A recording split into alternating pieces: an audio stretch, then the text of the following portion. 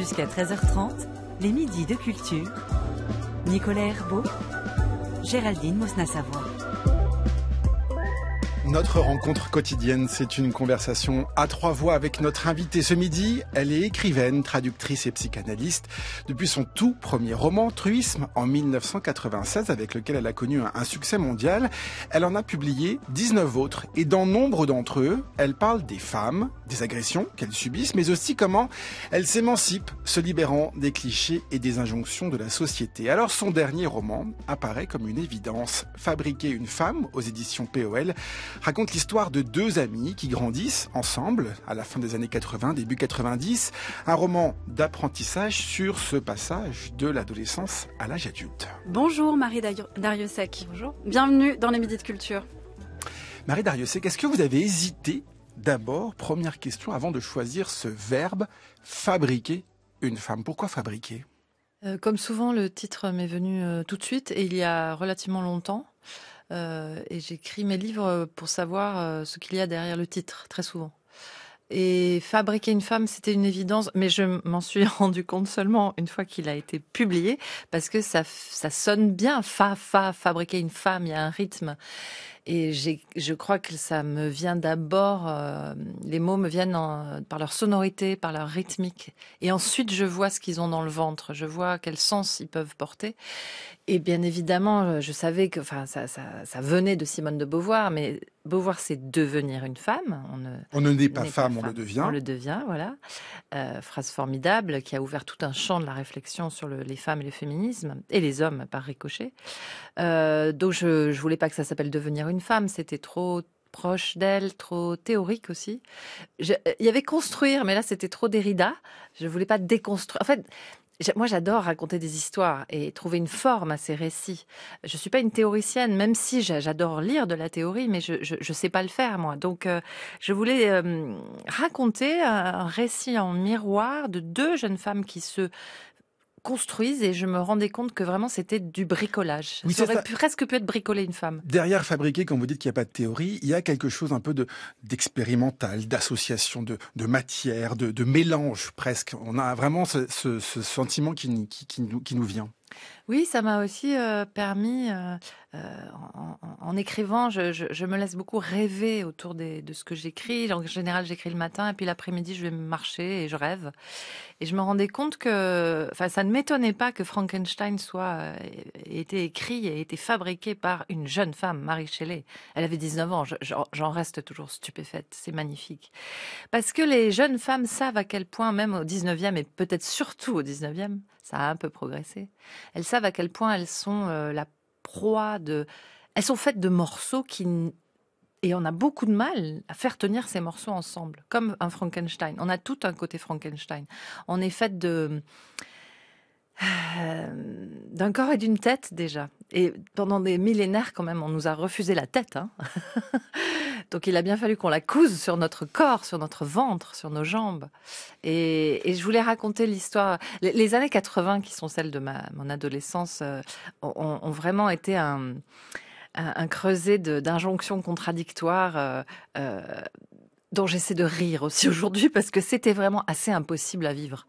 On va rentrer dans le détail, Marie Dariussec. Donc, on est dans les années 80-90. On est, pour ceux qui n'ont pas encore lu votre roman, ils ne seront pas surpris, dans le sud-ouest de la France. Et on suit, là aussi, ils ne seront pas surpris et surprises, deux anciennes héroïnes, forme de compagnonnage que vous avez créé avec elles, Rose et Solange, qui sont donc deux amies et qui vont passer à l'âge adulte, voir de là où on vient, pour effectivement savoir comment cela influence nos choix, là où on va, ce qui les lie, ce qui les oppose, ces deux amies. Et il y a un endroit où elles se retrouvent, c'est le théâtre.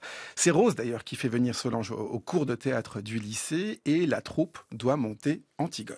Tu as donc bien envie de mourir. Tu as déjà l'air d'un petit gibier pris. Ne vous attendrissez pas sur moi, faites comme moi. Faites ce que vous avez à faire. Mais si vous êtes un être humain, faites-le vite. Je n'aurai pas du courage éternellement, c'est vrai. Je veux te sauver, Antigone. Vous êtes le roi, vous pouvez tout, mais cela, vous ne le pouvez pas. Tu crois? Ni me sauver, ni me contraindre. Orgueilleuse, petite Édipe. Vous pouvez seulement me faire mourir.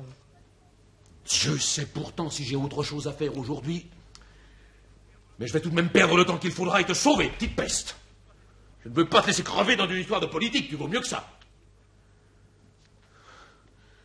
Tu crois que ça ne me dégoûte pas autant que toi, cette viande qui pourrit au soleil? Le soir, quand le vent vient de la mer, on la sent déjà du palais.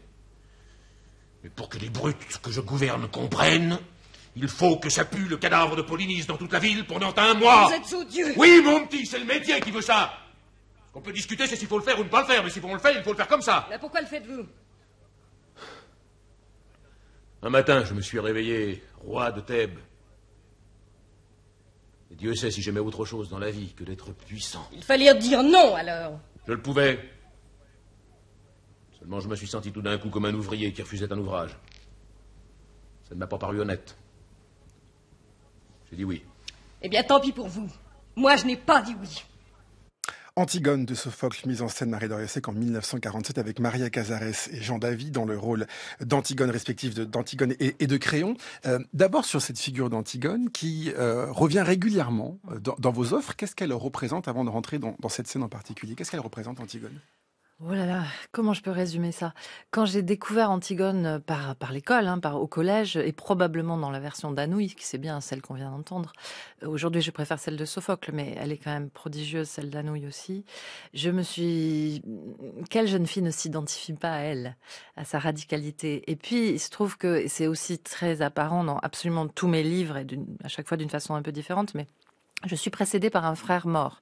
Et il se trouve, et un jour je le raconterai tel quel, mais je n'y suis pas encore, il se trouve que cet enfant, pour des raisons complexes et horribles, n'a pas de tombe.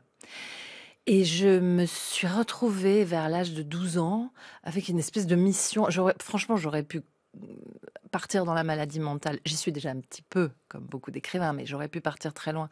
Je me suis retrouvée avec une espèce de mission dans la vie qui était d'enterrer mon frère. Et ce personnage, Antigone, c'est ce qu'elle fait contre la loi des hommes.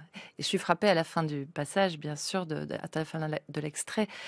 Elle ne dit pas oui. Alors ça ouvre en plus tout le champ actuel du consentement, qui est aussi l'espace dans lequel je fais se débattre mes personnages, garçons et filles, et que j'ai pas fini d'explorer.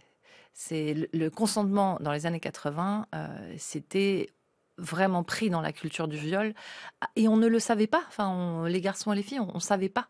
On n'avait pas d'outils conceptuels pour penser ce qui nous arrivait.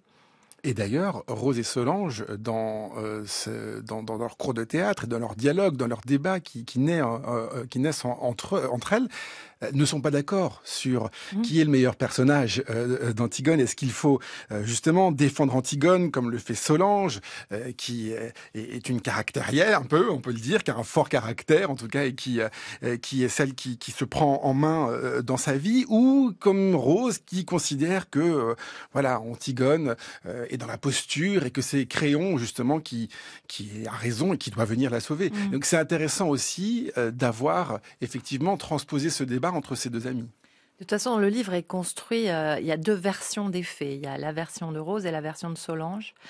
Et j'ai commencé par Rose, puis il y a celle de Solange. Alors que je l'ai écrit dans l'autre sens. J'avais d'abord commencé par Solange, mais bon. Ça donne des effets de lecture qui sont assez troublants, je pense. En tout cas, Rose, elle est dans le compromis. Rose, elle pense qu'au fond, l'ordre tel qu'il est du monde, y compris l'ordre patriarcal, même si elle n'a pas ce mot pour penser l'affaire, mais que l'ordre, finalement, elle va s'y soumettre, elle va s'y conformer, parce qu'elle est aussi née dans un milieu relativement privilégié, qu'elle est aimée par son père et sa mère, et qu'elle est plutôt bien tombée avec Christian, avec son amoureux. Oui, sa vie est toute tracée. Sa vie est tracée. Elle sait où elle va. Elle veut se marier avec ce Christian, elle va avoir des enfants avec Christian, elle connaît déjà les prénoms de ses enfants. Voilà, elle fonce tête baissée en quelque sorte. Avec beaucoup de candeur. Et j'adore les personnages candides, parce que du coup, les lecteurs et les lectrices peuvent se dire « Oula, son train fonce un peu vite là ». Et Solange, elle, sa vie est massacrée au départ par des tas de données, y compris de sa classe sociale et de son devenir femme, pour le coup, puisqu'elle tombe enceinte à 15 ans, beaucoup trop tôt. Personne ne l'a protégée de ça.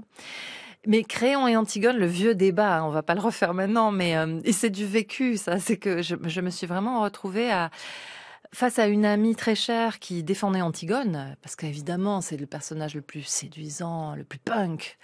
me suis retrouvée à devoir défendre Créon parce que la place était déjà prise en quelque sorte.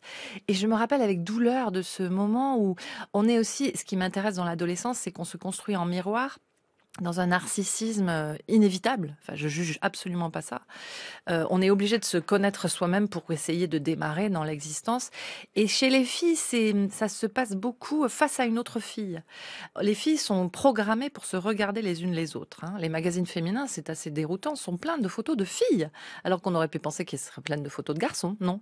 Les filles sont dressées à se regarder les unes les autres, à regarder leur forme, leur visage, leur peau, leurs cheveux. C'est abyssal et ça, c'est fait aussi pour les domestiquer. Donc, c'est dans les années 80 en particulier, les garçons avaient beaucoup plus de liberté par rapport à ça. Ils s'occupaient un peu moins d'eux-mêmes et ça les libérait. Ça leur faisait faire des grosses bêtises aussi. Hein. Mais donc, moi, je porte pas de jugement, je raconte. J'essaie de raconter. Et cette amitié, évidemment, elle est faite de haut et de bas, puisque, vous l'avez dit, il y a cette construction commune, l'une face à l'autre. Et il y a, voilà, dans tout le long de ce récit, des séparations, des retrouvailles, du soutien, de l'abandon, des trahisons, l'aveu de la trahison. Voilà, c'est comme ça que ça fonctionne, et c'est comme ça, du coup, qu'on voit chacune de ces deux femmes se fabriquer. Oui, c'est ça. Elles se fabriquent en regard l'une de l'autre. Elles se fabriquent d'abord dans un petit village avec des choix amoureux. Il y en a pas beaucoup. On est bien avant les applis où on peut aller chercher des gens loin. Et il y a des personnages que j'ai fabriqués, mais qui sont évidemment informés par des gens que j'ai pu croiser dans ma vie. Il y a le personnage du gourou de province, pour lequel j'ai une espèce d'affection, mais en même temps, c'est un des personnages vraiment négatifs, je crois. C'est ce genre de type qu'on connaissait toutes et tous, qui avait la trentaine, qui était installé dans la vie et qui s'approchait des adolescents. C'est ça, c'est celui qui va tenir le bar Voilà. donc de ce village. Hein. Mais comme donc il a un côté prédateur, objectif. Ce qui se passe et avec Rose et avec Solange, je le raconte pas, mais on est dans une zone très grise. En même temps, parce que les personnages sont, enfin c'est la complexité qui m'intéresse, il va leur délivrer quelques informations sur les hommes et les femmes, des informations extrêmement simples. Mais je me rappelle à 15 ans entendre pour la première fois quelqu'un me dire un homme qui couche c'est un don Juan, une femme qui couche c'est une salope. Personne ne me l'avait jamais dit. Donc il y a des phrases qui vous sauvent aussi. Enfin, ça vous sauve pas forcément, mais ça vous libère, vous mettez à réfléchir. Des choses très simples comme ça.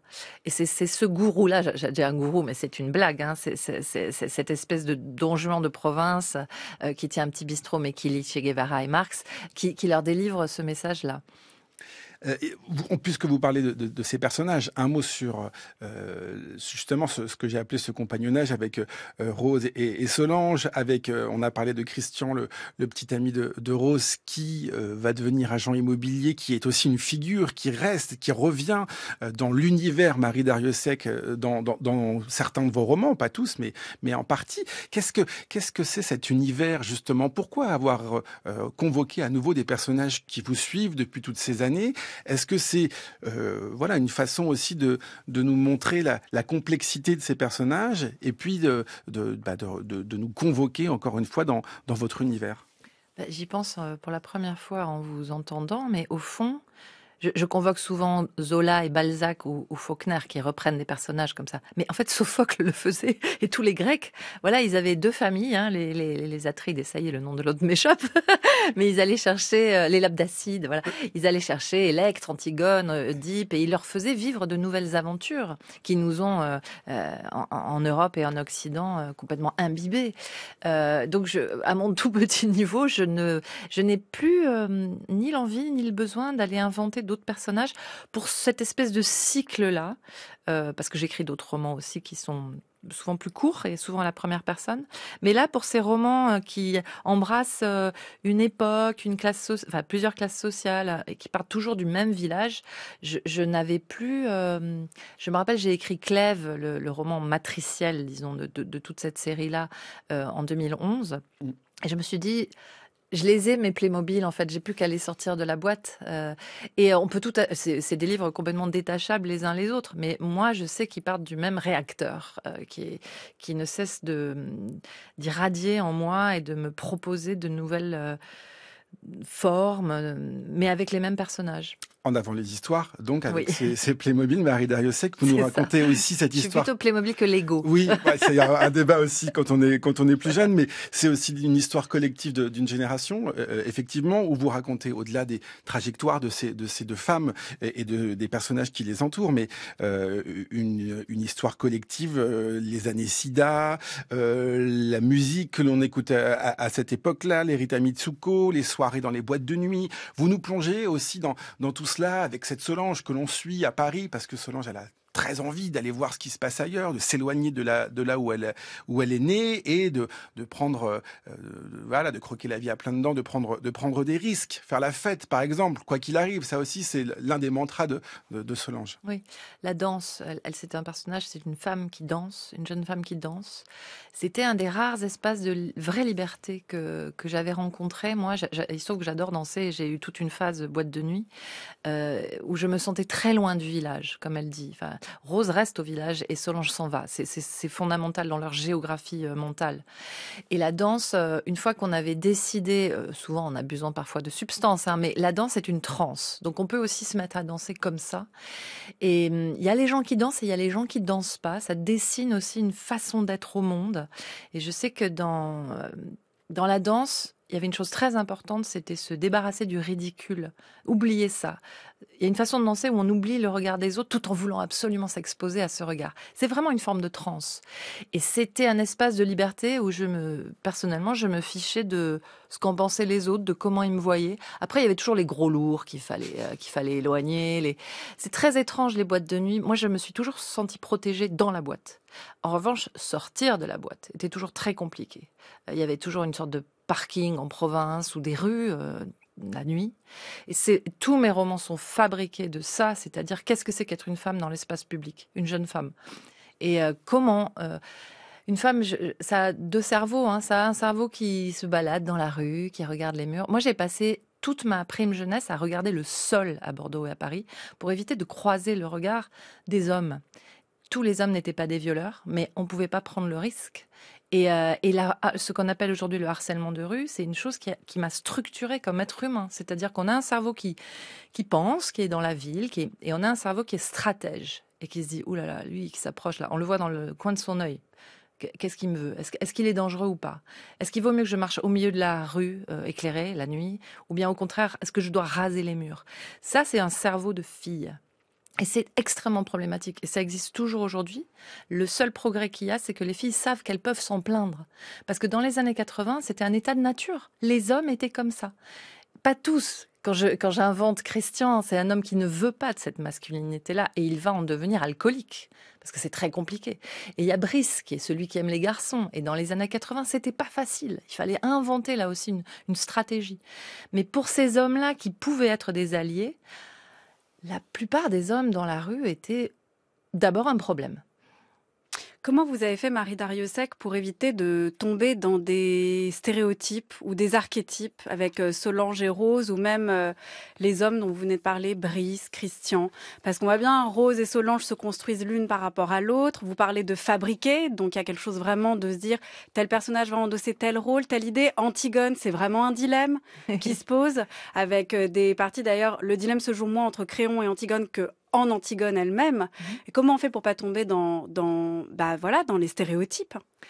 Vous l'avez, la réponse. Il faut beaucoup lire et beaucoup vivre. Voilà, c'est-à-dire pour un personnage comme Antigone, moi, m'a construite. C'est très juste ce que vous dites. Le dilemme est à l'intérieur d'elle, parce que qu'est-ce qu'elle aimerait vivre aussi, et pas s'occuper de ça, quoi. Et quand on l'a vu au théâtre, quand on a eu la chance, je me rappelle d'une version d'Antigone complètement ratée à Bayonne, où il y avait vraiment Aimon genre en slip léopard, mais n'empêche que mine de rien, on entendait aussi le texte, voilà.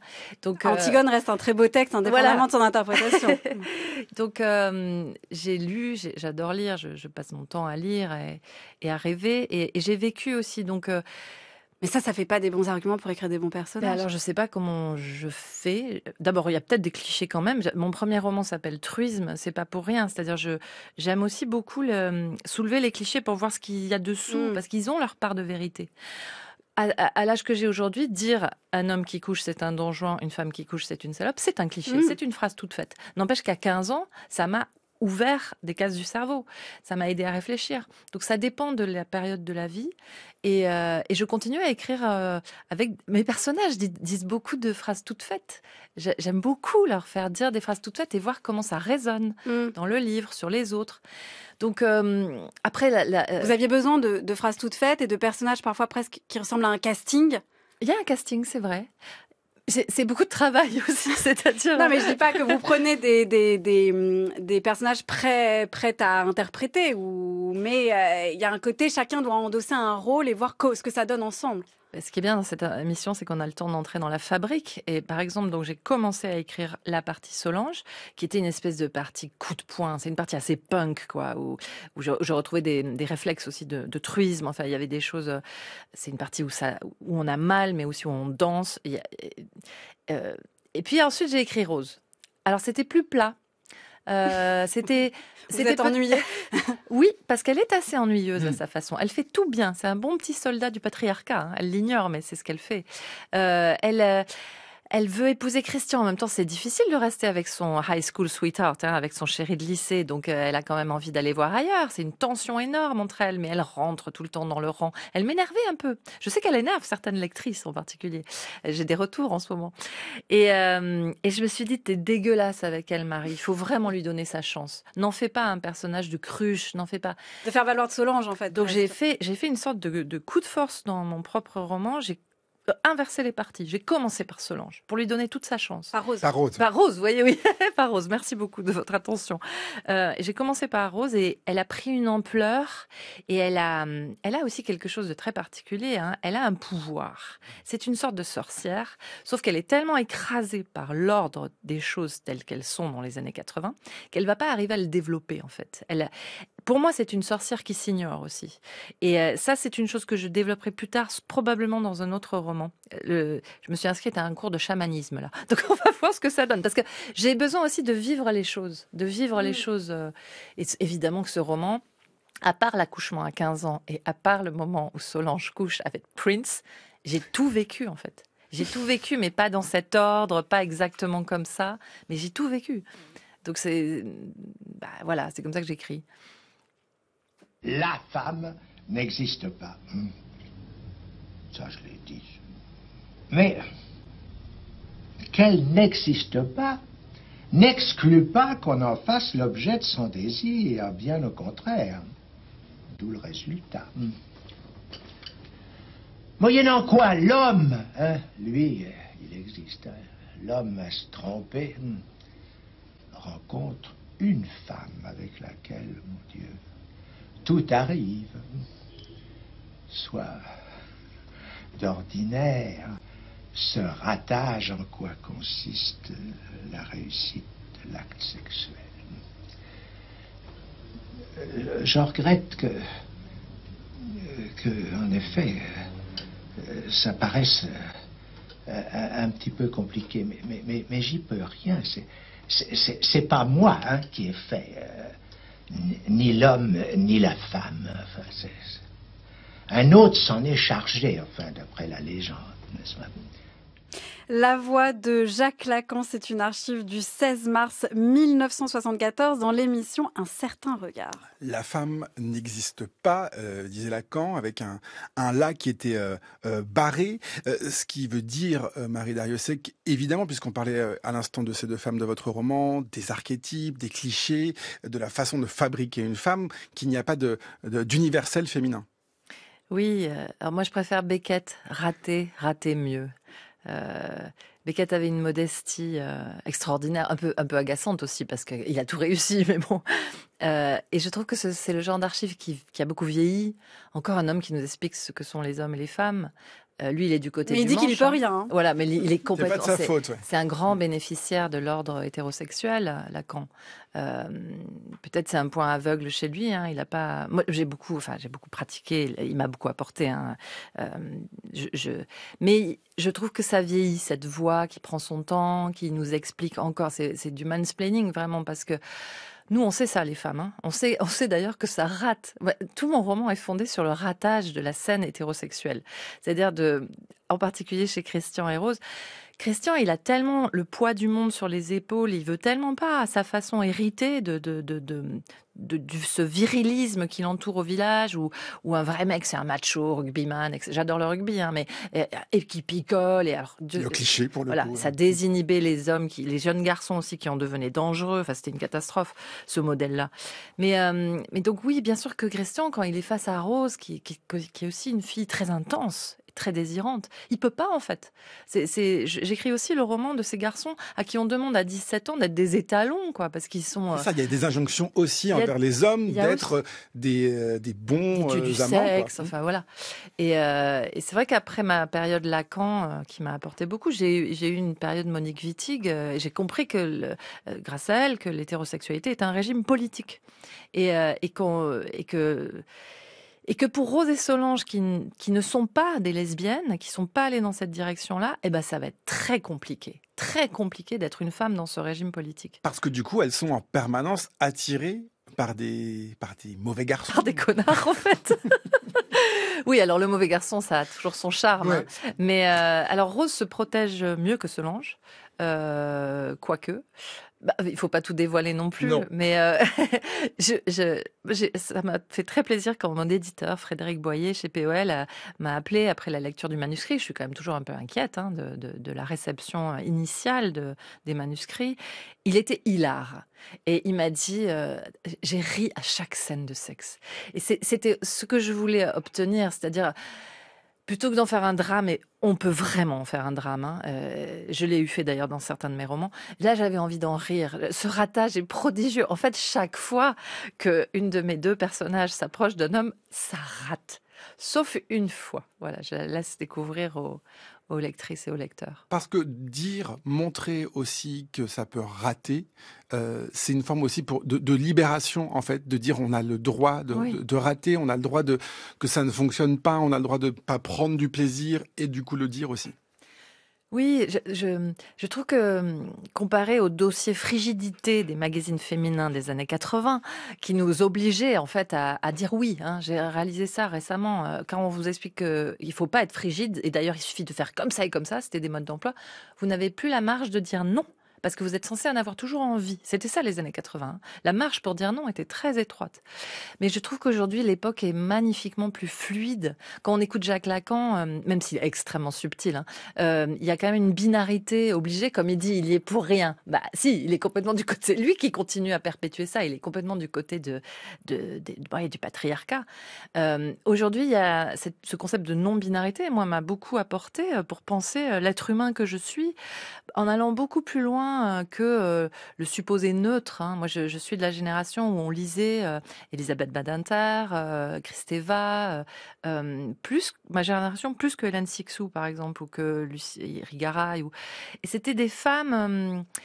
c'était très intéressant, hein, mais nous expliquer qu'il y a du neutre dans l'humain, en fait, ça contribuait à alimenter le masculin sans cesse.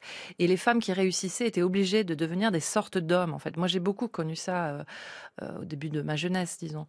Aujourd'hui, c'est passionnant, je trouve, d'être un garçon ou une fille qui ne veulent pas se conformer à ces injonctions-là. Après, bon, je suis consciente d'être dans un milieu privilégié où il y a un espace de liberté pour explorer ça. Quand je retourne chez moi au Pays Basque avec un immense bonheur, c'est un peu plus compliqué. Montrer la fabrication d'une femme, comme vous le faites donc dans ce roman dans les années 80-90, c'est aussi montrer ce qui a changé, Marie Darrieussecq. Et vous l'avez dit tout à l'heure, c'est mettre des mots sur ce qui se passe. Le patriarcat, le harcèlement de rue, la sororité aussi, ce sont des mots qui aujourd'hui arment les femmes et les jeunes femmes face à ces inégalités. Oui, je pense aussi au mot que je n'aime pas beaucoup, mais le care, qu'on peut très bien traduire en français par le soin. Prendre soin, oui. Voilà. Et j'attends encore le grand livre du care. Il y en a quelques-uns, mais pourquoi vous aimez pas ce mot? Parce que c'est en anglais, c'est tout. Ah, voilà, non, c'est tout. Le soin, voilà, le soin, c'est très bien. Nous, on avait Cure, le groupe de rock à l'époque. Oui. Qui d'ailleurs, dans les paroles, était très intéressante. Boys Don't Cry, c'était un tube de ces années-là. Les garçons ont le droit de ne pas pleurer. Mais le soin, c'est aussi c'est ce genre de mot qui me m'aide à penser pourquoi est-ce que c'est toujours les femmes qui prennent soin dans les métiers les moins payés de la santé? Pourquoi c'est elles qui font le ménage? Pourquoi? Alors, Beauvoir a déjà beaucoup, et d'autres beaucoup. Mais on peut réinventer effectivement le soin. Rose est du côté du soin, c'est pour ça que j'en parle. Rose, elle dans ses mains, elle a quelque chose qui va vers les autres pour les accompagner, pour les soigner. Mais elle est un peu perdue. À l'époque, elle peut faire que psycho, par exemple. Et je raconte ça. Grâce à une copine, je me suis rappelé ce qu'on subissait quand même sur le parking de la fac de Talence en 1987-8, avec les exhibitionnistes qui sortaient des fourrés. Alors, je vous rassure, il y a les mêmes en 2000. Moi, quand j'étais en 2005, il y avait les mêmes. Hein. Est-ce que ça progresse? Je sais pas. Je sais pas, on est 20 ans plus tard. Ouais, cette pulsion irrépressible qu'ont certains hommes de nous montrer leur zizi. Notre zizi, ouais. Notre zizi, c'est ça. Nous, on fait pas ça. Alors, j'ai appris, moi j'ai fait 1 an de self-défense, où on nous apprenait non seulement les gestes qui sauvent, mais aussi les phrases. Dire « Ah, mais il est tout petit », enfin des choses très simples comme ça. Ou bien pour les frotteurs dans le métro, choper la main et la lever et dire « À qui c'est cette main ?» Vous avez déjà fait ça? Oui, j'ai déjà fait ça. Et alors? Qu'est-ce qui s'est passé? En fait, non, mais c'est affreux, c'est moi qui ai eu le plus honte. Le type est quand même parti, il s'est enfui. Il s'est enfui dès que la porte s'est ouverte. Et moi, je me suis retrouvée comme je sais pas quoi dans le métro. L'époque était pas prête à ça, je crois.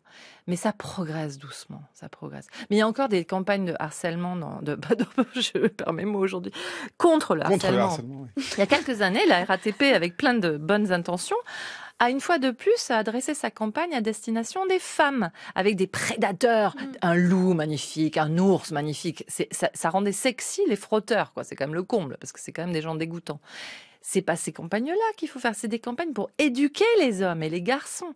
Il faut arrêter d'éduquer les filles à être des stratèges et à apprendre comment survivre. Il faut éduquer les garçons à arrêter d'embêter les filles. Ben on n'y est pas encore, hein. Ce que j'ai appris et que je viens d'apprendre, c'est que dans la vie, ce qui est important, ce sont les gens que vous avez rencontrés. Et c'est ça qui forme les jalons d'une vie. C'est les gens que vous avez rencontrés et qui vous ont enrichi par ce qu'ils étaient. Et c'est beaucoup, beaucoup plus important que les lieux et les dates. Ce sont les gens que vous avez rencontrés et ce qu'ils ont fait pour vous, en étant eux-mêmes. La voix de la sculptrice et plasticienne Louise Bourgeois, c'est une archive du 1er décembre 1996, atelier de création radiophonique sur France Culture. Marie Darrieussecq, est-ce qu'il y a quelqu'un en particulier qui vous vient à l'esprit quand vous écoutez cette définition de Louise Bourgeois sur l'importance des rencontres? Alors, il y a eu quelques profs, Monsieur Louis, Monsieur Chartier, une dame dont le nom m'échappe là, mais il doit être très très âgé aujourd'hui, ou peut-être plus là. C'est des gens qui sont un peu incarnés dans le personnage de Maïder dans le livre, qui est ce genre de prof très courageuse, pleine de vitalité, qui tient un club de théâtre. Et le théâtre va sauver Solange. Moi, il y a des profs, Monsieur Louis, il m'avait mis les choses de Georges Perec dans les mains. C'est pas mon préféré d'ailleurs de Perec, mais j'ai découvert Perec. Et puis, il m'avait parlé de l'école normale supérieure. Donc ça a changé ma vie. Des profs qui vous repèrent et qui se disent je vais lui mettre une petite graine dans la tête et ça lui donnera l'ambition nécessaire d'aller ailleurs, d'aller chercher ailleurs, voilà. Puis des amis. Le livre est beaucoup fait sur des amis de ces années-là qui m'ont marqué pour toujours. Voilà. Après, moi, je suis très sensible. Je suis comme Louise Bourgeois à ma façon. Je suis pas très date. Je suis beaucoup plus géographique qu'historique ou géographe qu'historienne.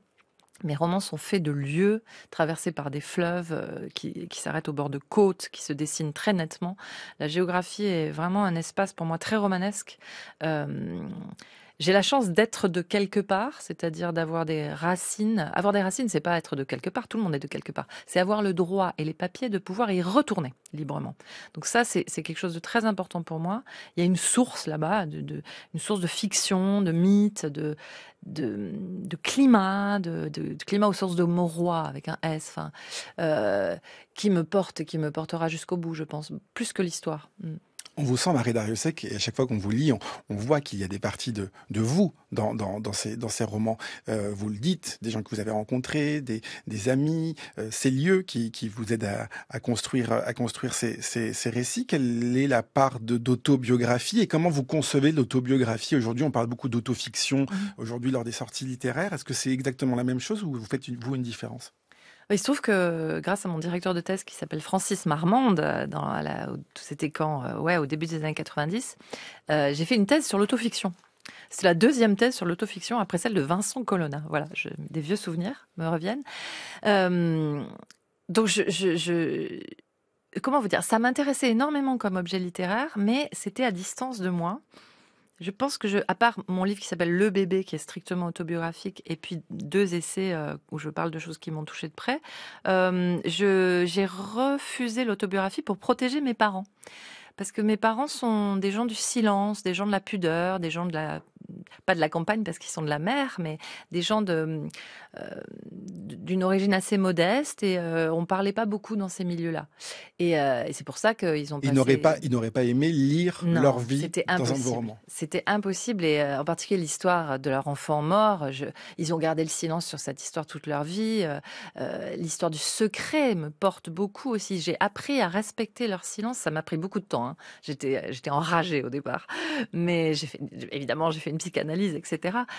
Donc il se trouve que mon pauvre papa est mort et les écrivains sont aussi des vampires. Hein, donc une part de moi, je suis terriblement triste, on s'aimait énormément, mais une part de moi est soulagée parce que je suis écrivaine avant tout, avant probablement d'être fille d'eux. Et j'écrirai évidemment sur lui et sur son silence. Maintenant, quelque chose est ouvert, voilà. On a beaucoup de chance quand on est un écrivain publié parce que tout, même ce qui fait mal, peut être porteur de beaucoup d'énergie en fait. En y ajoutant d'autres choses, vos rêveries, vos inventions. Il se trouve que l'histoire de mon frère mort est tellement complexe que là je vais avoir besoin d'une autobiographie la plus stricte possible. J'ai aussi écrit une biographie de la peintre Paula Modersohn-Becker qui est une biographie stricte, c'est-à-dire je n'ai rien inventé, tout est fait à partir de ses journaux intimes, de sa correspondance, etc., de son œuvre de peintre, parce que je trouve que quand quelqu'un n'est pas connu, comme elle l'était à ce moment-là, on a un devoir éthique, moral, de n'écrire que ce qu'on sait. Et ben pour mon père, ça sera pareil. On découvrira ça avec plaisir. Merci beaucoup, Marie Darrieussecq, d'être venue dans les Midis de Culture. Je rappelle le titre de votre dernier roman, Fabriquer une femme, aux éditions POL. Et pour finir, nous avons choisi 2 chansons qui sont citées dans votre livre, Toxique de Britney Spears et Nougat York de Claude Nougaro. Laquelle souhaitez-vous écouter? Allez, Britney.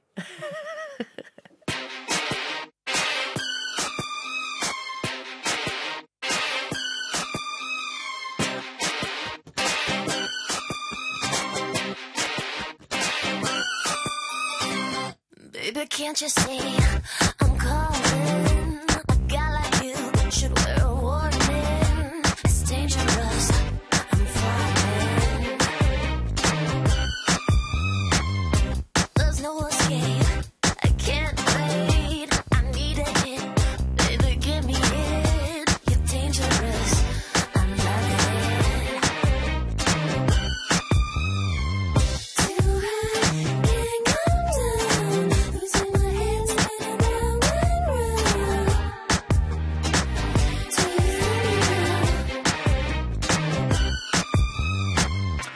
To Toxique de Britney Spears pour terminer cette émission avec vous, Marie Darrieussecq. Merci beaucoup d'être venue dans les Midis de Culture, une émission préparée par Zora Vignet, Anaïs Isbert, Cyril Marchand, Laura Dutèche-Pérez, Manon de la Salle et Candice Bergeron. L'émission est réalisée ce midi par Félicie Faugère et à la prise de son, c'est Ruben Karmazine. À demain, Géraldine. À demain, Nicolas.